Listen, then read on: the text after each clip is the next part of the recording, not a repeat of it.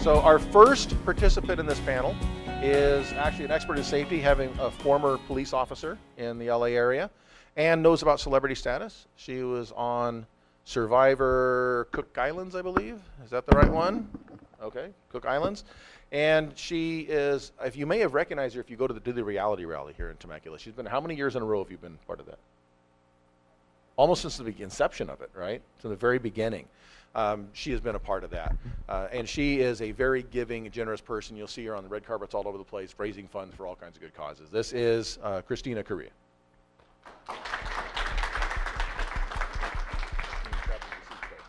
All right, cool. List. I'm happy to welcome our next panelist.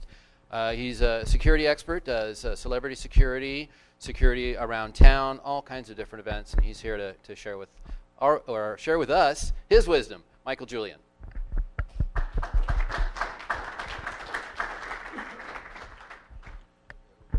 Yeah, our third panelist is a lot of why Temecula looks the way it looks these days. Is Temecula a great city to live in or what?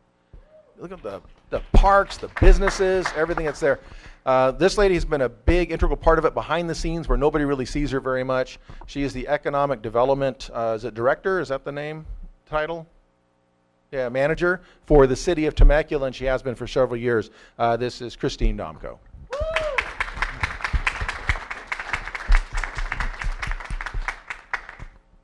So our next panelist is a real estate agent in town here, very prolific. You'll see all around. She's actually one of the finest women in real estate, officially so. Been with that group for a little over a year since we started doing the, we did a television pilot on the finest women in real estate. She was part of that operation there. You work with your husband, right? And he's mortgage, is that right?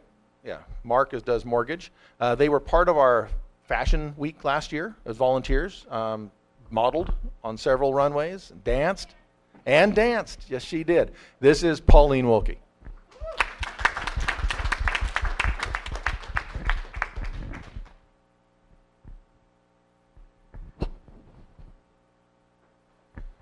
Okay, so we got panelists up here on the board. So what we're going to do is we're going to discuss like safety and community issues today.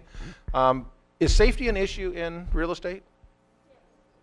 Okay, so what are some of the issues that are the biggest issues for safety, especially for women in the real estate industry? What's one of the biggest issues out there safety-wise? What is it? Showing property. Okay, so when we're showing property, what makes it risky?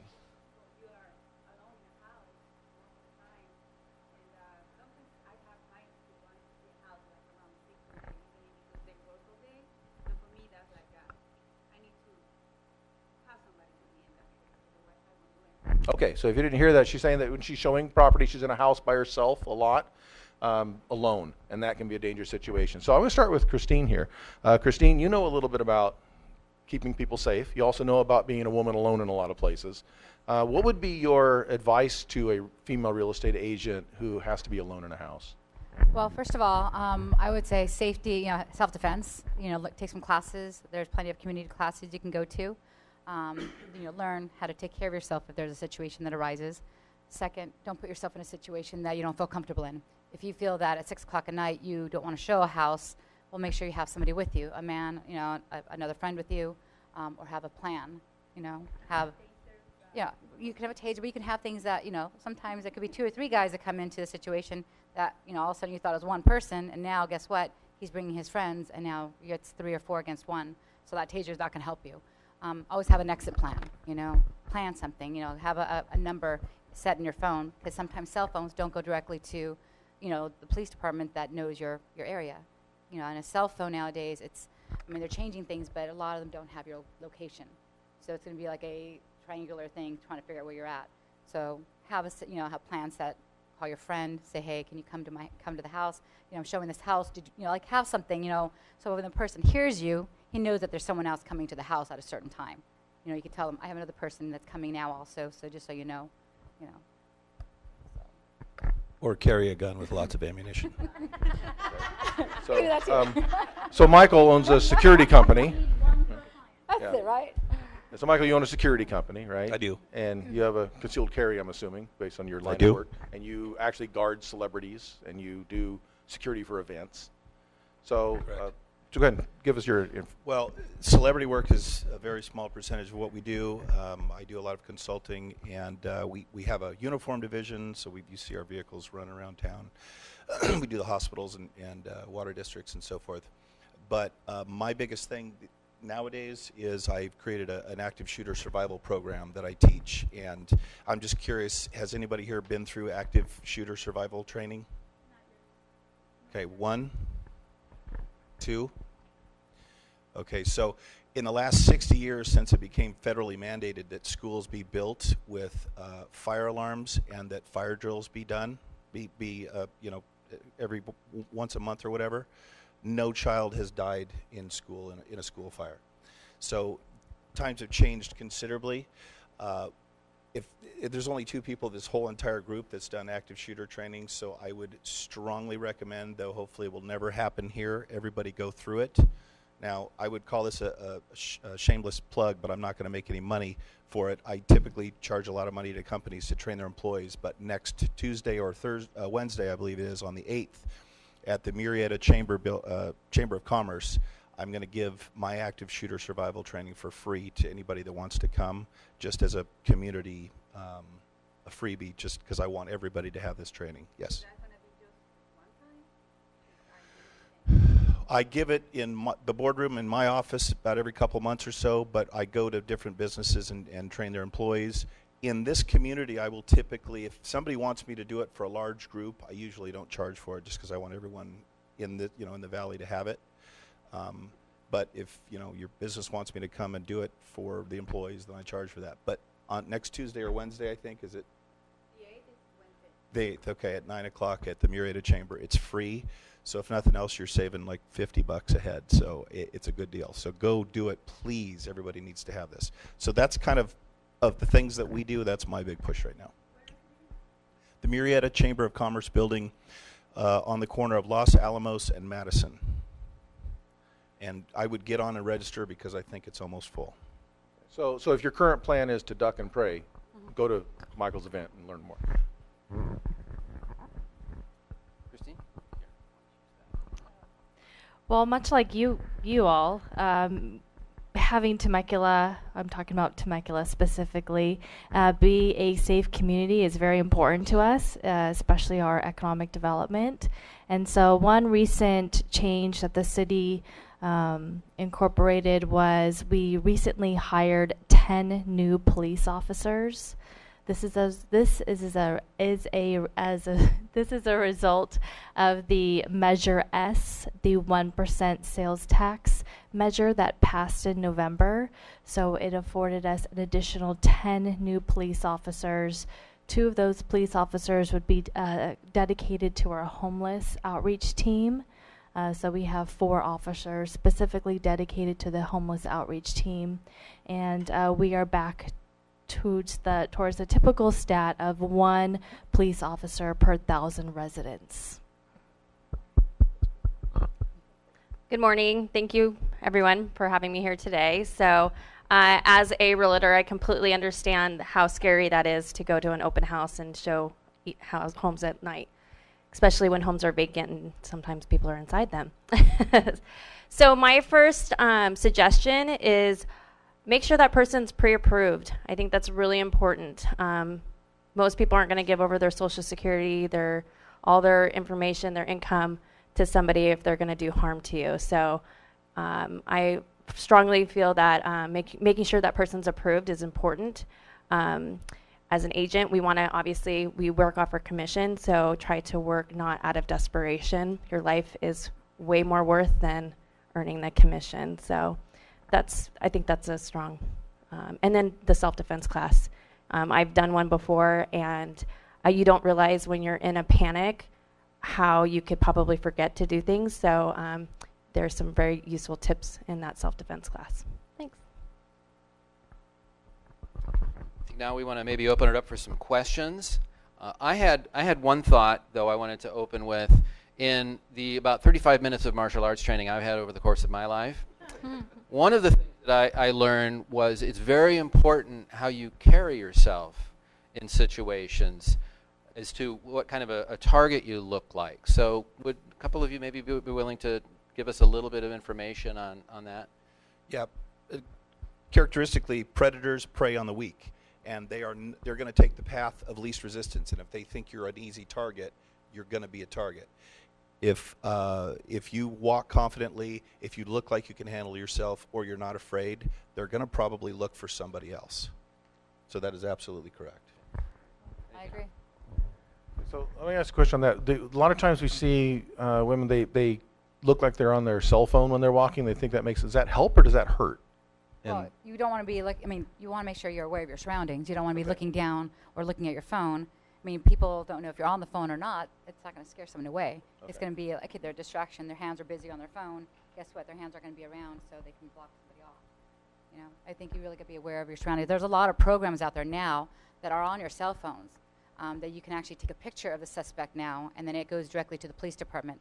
So that's using it as a tactic. So if somebody comes up to you, you can show them the phone. It takes a picture of that person, and now you tell them, okay, the police are on their way. They already saw you, and there's like a police officer that pops up on the screen. So the police officer says, we now have your picture, and then the person will either take off or continue doing something. It just depends. They're just tactics. There's things you got to be aware of, and there's other programs you can do. There's devices you can have that sets off alarms. I mean, I just want to know what you're going to do at your survivor training, I think you called it. Like what's going to take place? I was thinking you I know, because you like said Survivor. survivor. It's active shooter survival training. So everybody knows what an active shooter is. Does anyone not know? You're not dumb. A lot of people don't know. Okay. Thank you. So actually, nowadays, we like to call it an active killer because a lot of mass murders are edged weapons and different things are used, not just guns. So it's not just shooters. But active shooter is kind of the layman's term. So what we do, an active shooter is somebody like the two people that went into the government building in San Bernardino back in, I believe it was December, and shot a bunch of their coworkers. What's going on in France? Typically associate, I'm not even going to say typically associated. It doesn't matter what religion or what belief you are. Kids are going into high schools and middle schools and Newtown and shooting people for the sole purpose of killing people. So the sole purpose of an active shooter, active killer, is to kill as many people possible in as short amount of time as possible. Now, law enforcement, on average, arrives within about 10 minutes. If you can last until law enforcement gets there and comes in the building, you're probably going to live. Here's why. The active shooter, it's a psychological thing. The active shooter wants to have control of their life, which they've usually not had in the past, and control of their demise. They don't want law enforcement to kill them, so they're going to take their own life. So the main factor is when the cops get there, they're either going to shoot it out with the cops or they're going to kill themselves. That's why it's important to last 10 minutes. I teach you how to survive for those 10 minutes so that you can yourself survive and hopefully help other people survive. And probably you've heard, even if you don't know it's associated, have you heard of run, hide, fight? Okay. That's the foundation for how to survive an active shooter event. I created my own called Alive, A-L-I-V-E, and it takes it, obviously, 2 letters, 2 steps further. It's a little bit more detailed, and I believe a little bit more thorough. The run, hide, fight is a great foundation, and everybody should remember that. But I teach a little bit more detail, and it's not just about hiding, as we found out in Columbine, because the kids hiding under desks got shot and killed. It's about impeding or blocking, making yourself a hard target so that you are the path of most resistance, not the path of least resistance. Remember, what's the goal of an active shooter? To kill as many people possible in a short amount of time as possible. What is their one and only fear? We know it's not death, right? What is their one and only fear? Failure, not killing people. If you can make yourself a hard target, they're going to move on and go to somebody they can kill so they can be successful. So I teach you how to survive for 10 minutes. Yes. Well, my dad started our company in 1967, so we're 50 years this year. I grew up doing investigations and security my entire life. But yes, I've got several letters after my name because I went to lots of different schools and got lots of different certifications, including behavioral threat assessment, active shooter. I actually am a certified instructor for ALICE, which is probably the best known school for active shooter survival. So yes, I've been through quite a bit of training. Anybody can come. You don't have to be a chamber member. This is me doing this for the community, so anyone and everybody, and I will have one once a week until everybody in the community is, it doesn't matter. Question over there. Yes. You said you're going to do it on the 8th, but like myself, my company is having a breakfast meeting here on the 8th, so I would not be able to come. I did go to a class in Temecula one time a couple years ago, and I also bought a taser. But it's hard to carry a taser, because they can reverse it on me. But I do have it, and because I'm older and, I can't move as quick as some of probably the other people. But anyway, so how would we find out when, in fact, you have your meetings? Because I don't see a phone number up there, so how can we find out?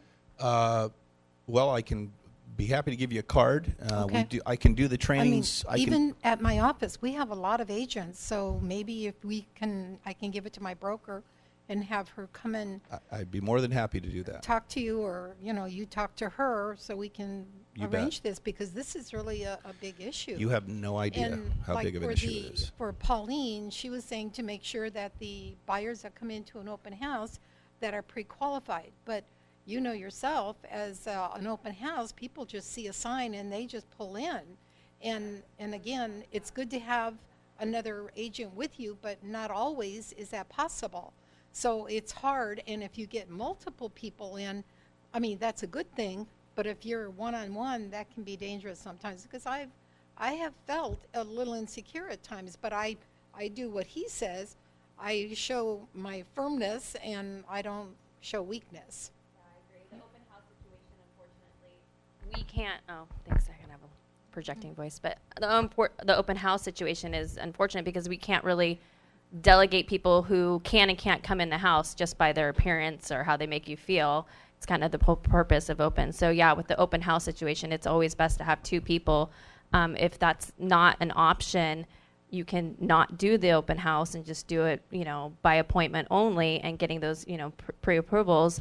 If you're going to have to do it, I suggest, not following people upstairs into the bedrooms, not being alone, not having your, back to them. There's different things that we have to do. But I always trust my intuition when it comes to things. I think that's one of the best first thing to do, because you can really, feel that something's incorrect. So I have a question for Christine. Christine, you have the Real Estate Ambassador program, right? Mm-hmm. Can you please explain that to the group?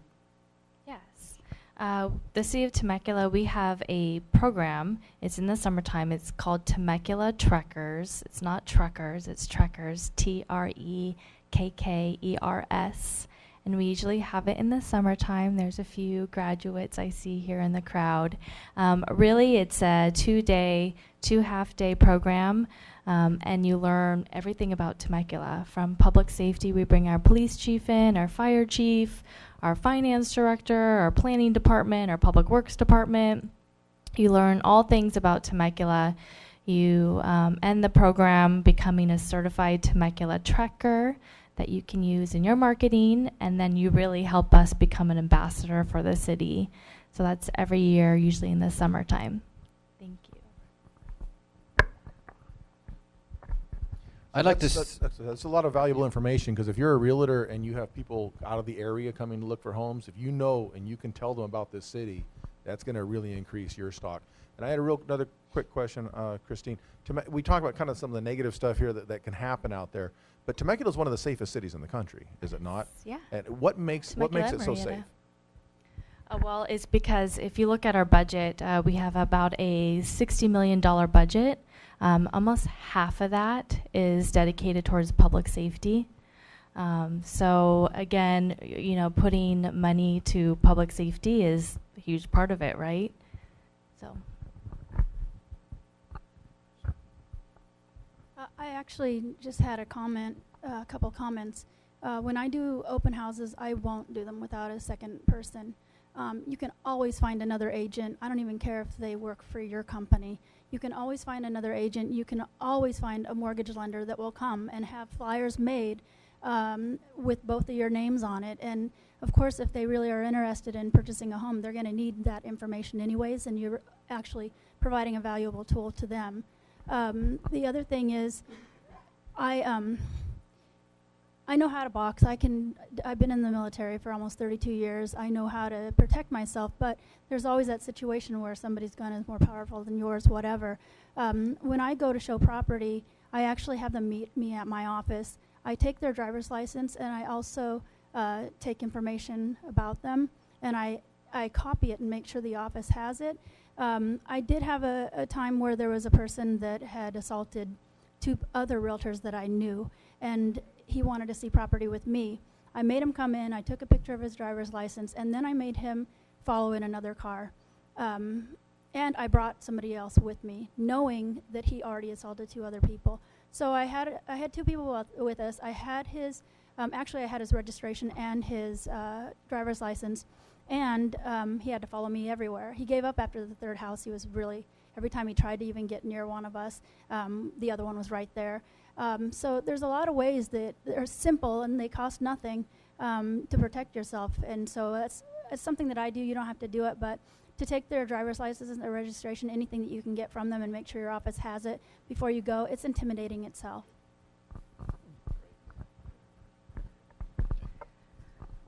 I also think that one of the reasons why Temecula is so great, just to touch on it, is that the people who live in our city really contribute to the city, and as far as a community-wise, there's a lot of caring people. I know Temecula has heart is a big thing. So I think that's really important to give back to your community, especially if you're involved in real estate. I mean, what better to sell a home that you're giving back to? So I think that's really important. One thing I want to touch up, a lot of you say about getting a driver's license and pre-approval and all that stuff. But like she said, a lot of those open houses you guys have, because if you want to sell a house, you want to get people off the street to come look at the house, don't give you a license, or they might give you a fake license, or might give you a fake name. Yeah, but just always have an out. I mean, you don't have to show that house. You can say, I'm sorry, I'm gonna have to close it up. I have an emergency that came up. Have a way out. Always have something set, so when something like this comes up, your intuition kicks in. You just get out of there. Or go back to my first comment, which is carry a gun with lots of ammunition. Full circle. Yes. And that about wraps it up. I actually wanted to make a statement that I think the reason why we're so good in Temecula is because we have Michael here in town, right?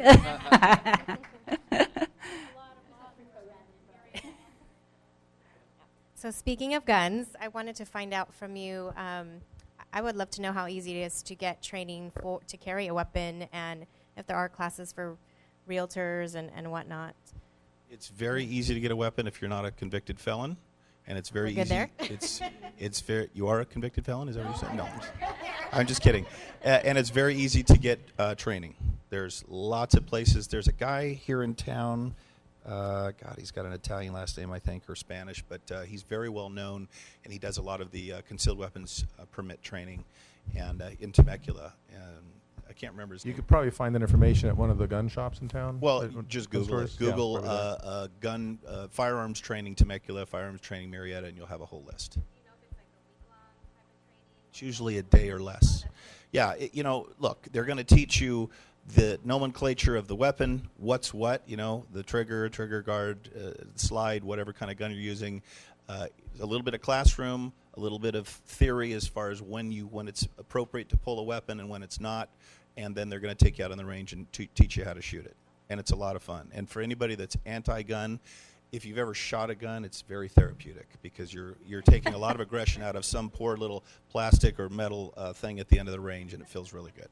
Yeah, And it's throw one cheaper more Here's than a question therapy. right there. Okay, real quick before I forget, there's another resource. We mentioned women's self-defense. Z Ultimate in Temecula, Steve Waterbury, he does free women's self-defense classes periodically. I don't know how often he does them, but I know he does offer those, and they're at no charge. So if you want to check out Z Ultimate and find out when they're doing it, what is it? It's Z Ultimate Self-Defense. They're in Temecula over by the Temecula Theaters in that little shopping center. His name's Steve Waterbury, but I know he does those periodically. Last question, we're already 9. So the guy who does the handgun training, does he help you walk you through the packet? Because the packet is daunting What packet? for the concealed carry. The packet, actually, have you downloaded it? I went to the Southwest Justice Center and got it. You can download it off the Riverside County Sheriff's CCW unit web page, and it's not that bad. Are you talking about the one that asks you all the questions about you? The packet I got is this thick.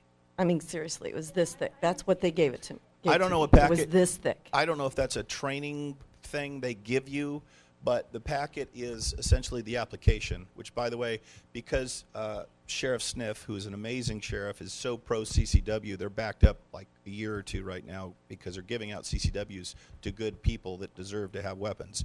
But no, it's probably 30 or less pages. Some of it's just writing that you read, and there's probably only maybe 10 or 12 actual forms or documents that you print. So I don't know what you got, but it's not the CCW packet. Just download it. It's a PDF. Okay, and then one last thing. Obviously, guns are very effective, but they're not the only weapon out there. If you can use tasers, pepper spray, a lot of different Absolutely. things. Use your keys in your pocket, whatever you have. Wasp spray. Yeah, wasp spray. Learn whatever you use. Learn how to use it. You can even, if you have hairspray sitting around, you can use that. That'll disable somebody. You can pretty use quick. any pencil. Believe me, in the active shooter training, we teach you grab a pen, and when the guy comes through the door, stab him in the eye with a pencil or a pen. So Probably whatever it is, just learn how to use whatever you have available to defend yourself. That's all. And also houses have alarms, so a lot of you guys can push those panic. I think they even have remotes nowadays. That if you're showing a house and it has an alarm system, you can actually push the panic button, and then now you set off the whole alarm. And this guy's not going to want to be in the house that the alarm's going off. Even probably, I just thought of that, the panic button for your car right outside. Yes. Exactly. They don't want the attention. Okay, I think it's time that we wrap up this portion of the meeting. Obviously, there's a lot to talk about here. So talk to Mike. I know there's a gun store right around the corner, Faith Armory on Winchester, that has all kinds of information for you as well, because that topic came up as well. I gotta bring one more thing. And just so you guys know, Reality Rally is around the corner, and if you've never heard of it, it's for Michelle's Place. It's a breast cancer research center. They offer free mammograms. We're going to be here April 6th, 7th, and 8th. It's going to be in town in Old Temecula. We actually have a bunch of people from different reality shows, from Big Brother, Survivor, Amazing Race, you name it. We do this whole scavenger hunt race around the city, and we raise money for breast cancer awareness and free mammograms and that sort. So please come out to that. It's a great event. It's great networking. April 6th, 7th, and 8th. Amazing people, guys. Can we have everybody together for a minute? Just everybody together, Christine. Just take a picture.